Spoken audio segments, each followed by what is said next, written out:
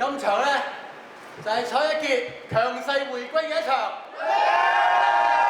蔡一傑接受腦瘤手術休息1年後，呢晚狀態大勇歸隊，現身草蜢新加坡巡迴演唱會嘅舞台啊！你哋準備好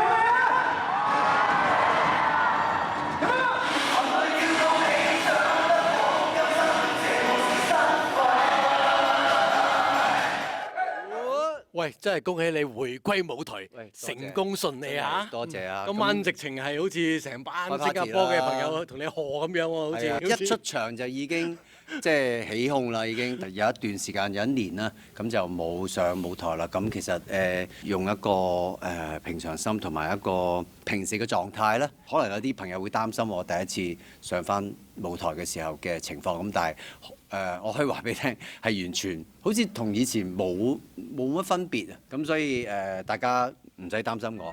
演出當晚適逢係草蜢已故髮型師戰友 Jackie Ma 嘅生忌，三子以歌聲緬懷故友，佢哋仲自爆彩排時竟然忍唔住喊添啊！導演又安排咗好多我哋以前嘅合照喺後邊啦，同埋喺 rehearsal 嘅時候咧，我真係估唔到咧，我想睇下啲片，我一睇咧都唱唔到嘅，基本上。好彩頭先正式嘅時候咧，我點都唔望後邊㗎啦，我點都後邊我要唱晒成隻歌啊！其實喺彩排嘅時候咧，我都忍唔住啊！我真係冇辦法，都有流眼淚啦，又好掛住阿 Jackie Ma 啦。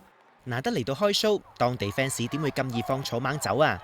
喺唱晒所有歌嘅情況下，最尾嚟首全場大合唱啊！